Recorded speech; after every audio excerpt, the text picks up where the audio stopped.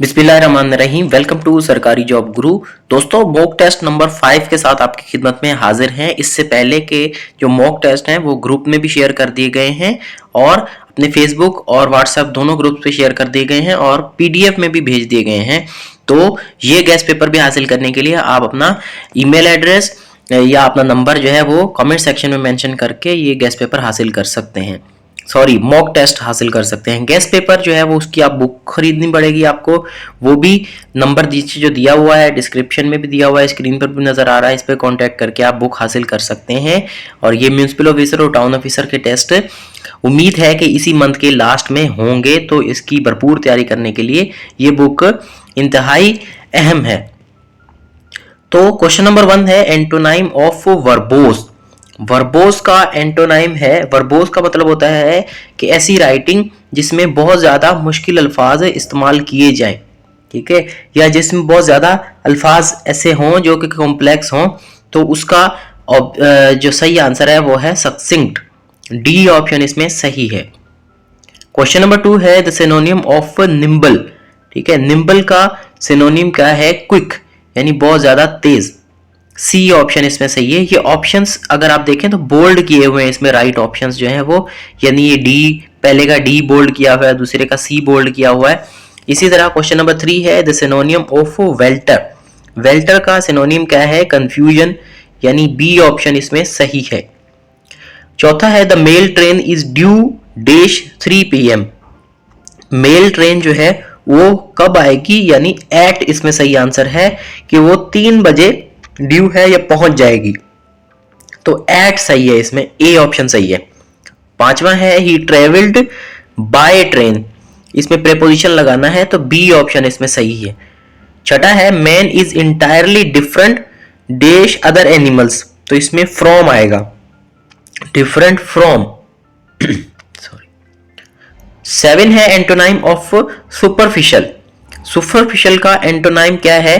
Profound. 8वां है there is no cure dash the virus.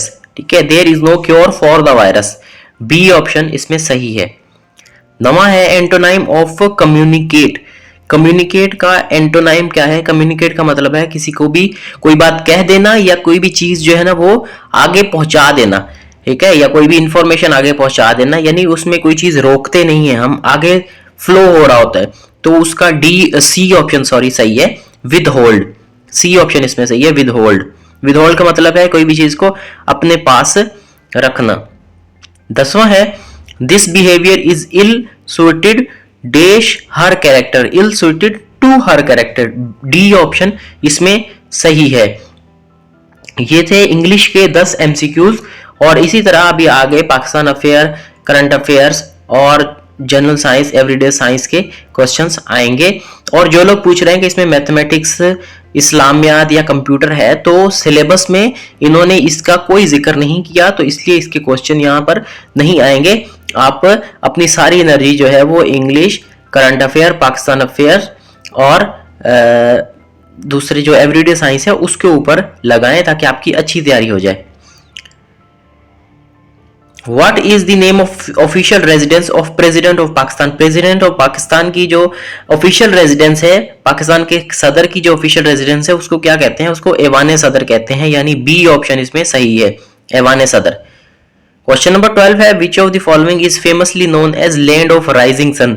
Land of rising sun किस मुल्क को कहा जाता है? वो है जापान।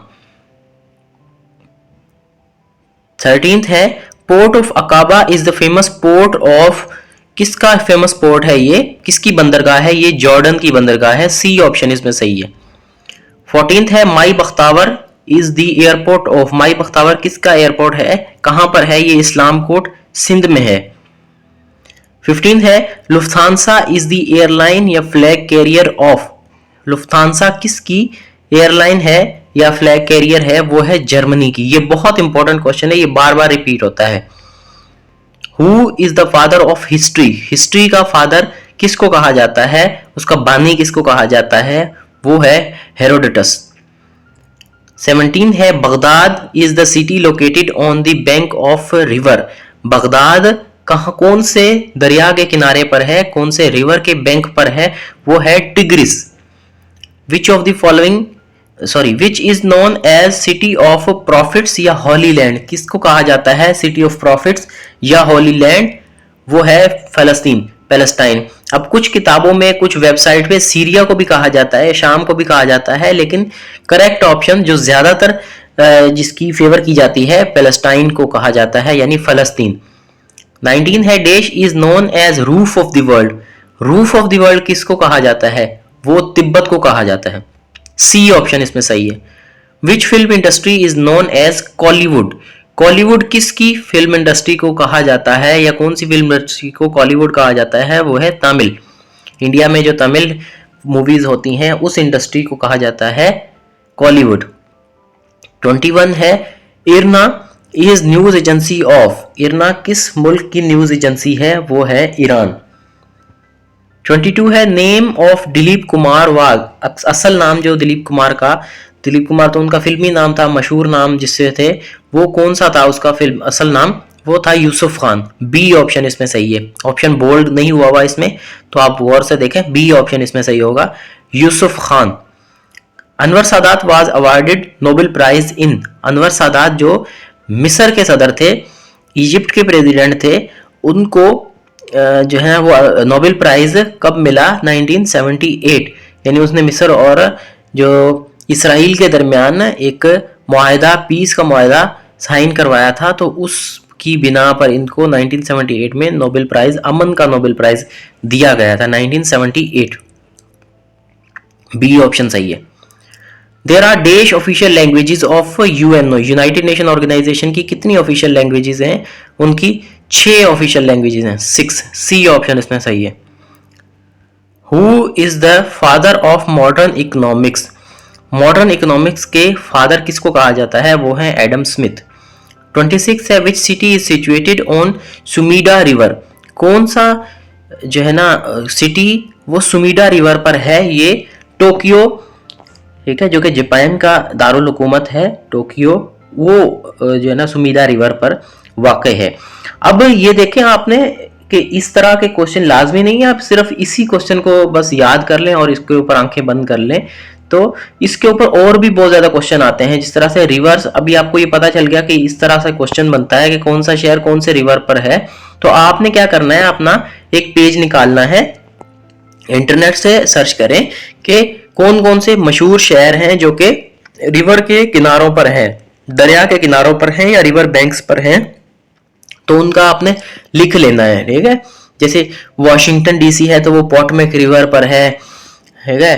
तो इसी तरह जो है ना वो शहर जितने बड़े बड़े हैं वो आपने लिखना है। आगरा जैसे यमुना रिवर पर है, इसी तरह आपने जो है ना मशहूर शहर जो भी हैं वो लिखने हैं कि उनके कौन से किनारों पर हैं, तो इसलिए इसका क्वेश्चन आ सकता है कहीं से भी फिर, ठीक है। गेस्ट पेपर का मतलब यही होता है कि इंपॉर्टेंट क्वेश्चंस जो है वो मोस्ट रिपीटेड वो इसमें डाले जाते हैं, और फिर बाकी उससे आइडिया लेके आपने पढ़ना होता है, वरना तो जनरल नॉलेज बहुत वसी है, वो तो सारी आप रटने शुरू हो जाएंगे तो कभी भी आप क्लियर नहीं कर सकेंगे। लेकिन इसमें जो क्वेश्चन दिए हुए हैं, जैसे who is the father of, कौन सी साइंस का फादर है, ठीक है, या जो है ना पीस में नोबेल प्राइज किसको मिला, तो अभी आपने इसके सारे देखने हैं, मशहूर जो भी हैं, तो इस तरह से फिर क्वेश्चन आपको आ जाता है और वो आप क्लियर कर भी जाएंगे और याद भी रहता है वो।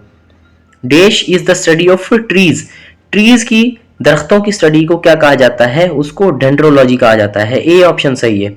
Which is the capital of Uganda.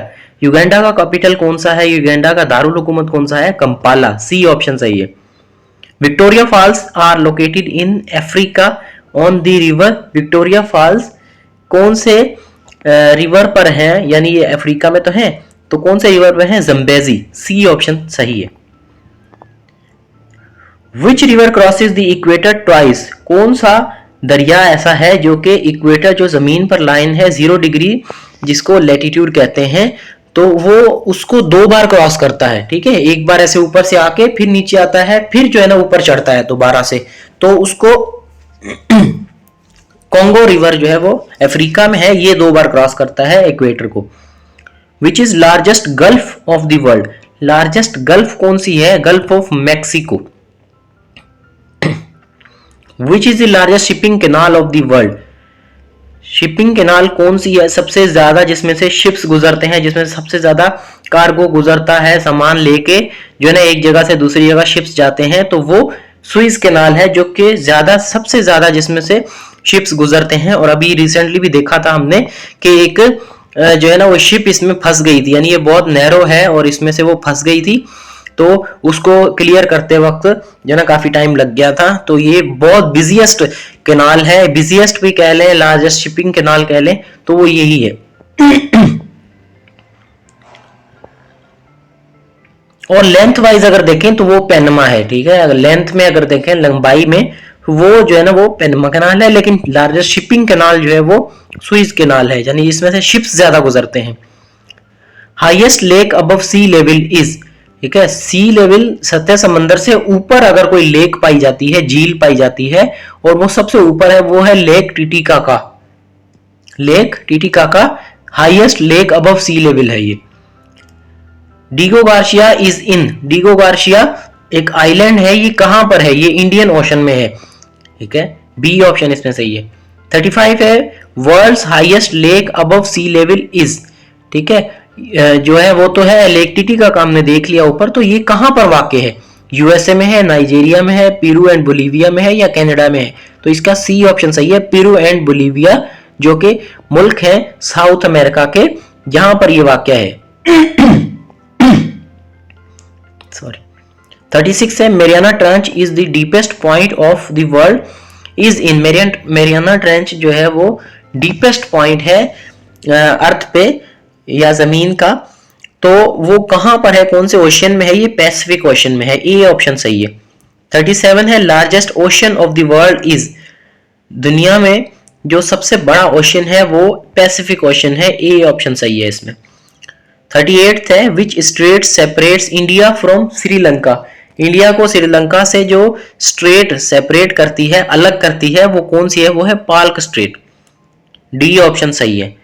देश serve as president of international court of justice, कौन से जो है ना शख्स ने इंटरनेशनल कोर्ट ऑफ जस्टिस का सदर भी जो रहे हैं पाकिस्तान के, वो है sir Zafrullah Khan. Pakistan serve dash times as non permanent member of United Nation security council, Pakistan 7 मरतबा यूनाइटेड नेशन सिक्योरिटी काउंसिल का नॉन परमानेंट मेंबर बन चुका है।